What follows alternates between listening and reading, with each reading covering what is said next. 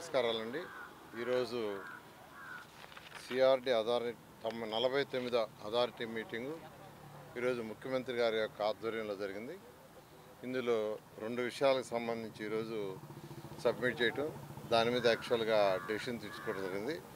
వాటిలో మొదటిది ఏంటంటే, ఈరోజు ఏదైతే అమరావతి క్యాపిటల్ సిటీలో 1450 ఎకరాల్లో ఈరోజు ఐకానిక్ టవర్స్ కానీ, అసెంబ్లీ కానీ, హైకోర్టు కానీ, అదేవిధంగా ఎమ్మెల్యేలకి ఎమ్మెల్సీలకి భవనాలు కావచ్చు, అధికారులకు భవనాలు కావచ్చు, బంగళాలు కావచ్చు కడుతున్నాము.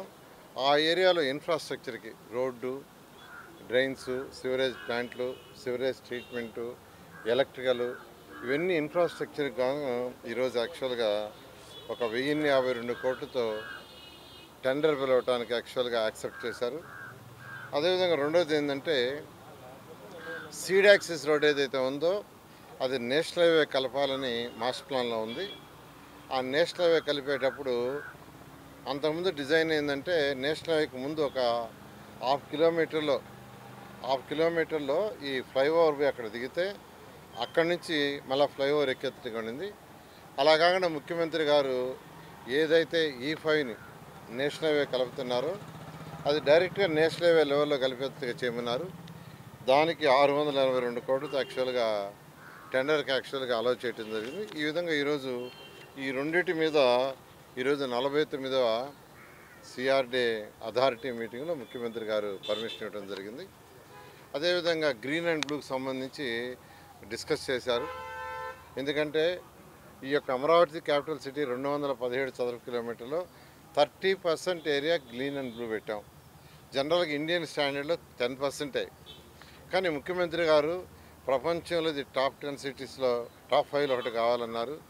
అందులో కూడా ప్రత్యేకంగా గ్రీన్ అండ్ బ్లూ ఉంటే పెట్టమన్నారు. దాని మీద ఈరోజు దాని ఎక్స్పర్ట్స్ కొందరితో దాని డీటెయిల్గా యాక్చువల్గా డిస్కస్ చేయడం జరిగింది. ఈ విధంగా ఈరోజు అథారిటీ మీటింగ్ మేజర్గా ఈ 2 విషయాలు గ్రీన్ అండ్ బ్లూ మీద చేయడం జరిగింది. చాలే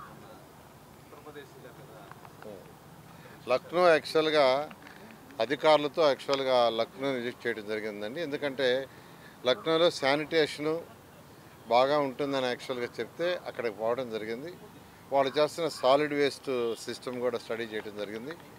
అదేవిధంగా వాళ్ళకున్న పార్కులు కూడా వాళ్ళకి 373 ఎకరాల్లో ఒక పెద్ద పార్క్ ఉంది. అది ఏషియాలో నెంబర్ 1 పార్కు. దాన్ని కూడా యాక్చువల్గా స్టడీ చేసాం. అదేవిధంగా వాళ్ళ యొక్క రివర్ యొక్క బండ్ ఎలా కట్టారు, మనలాగానే యాక్చువల్గా వాళ్ళకి కూడా రివర్ ఉంది. రివర్ బండు, రివర్ ఫ్రంట్ ఏ విధంగా గ్రీనరీ డెవలప్ చేశారో ఇవన్నీ స్టడీ చేసాం. అధికారులందరూ చాలా చక్కగా చేశారు. మనం కూడా యాక్చువల్గా డిజైన్ చేసాం.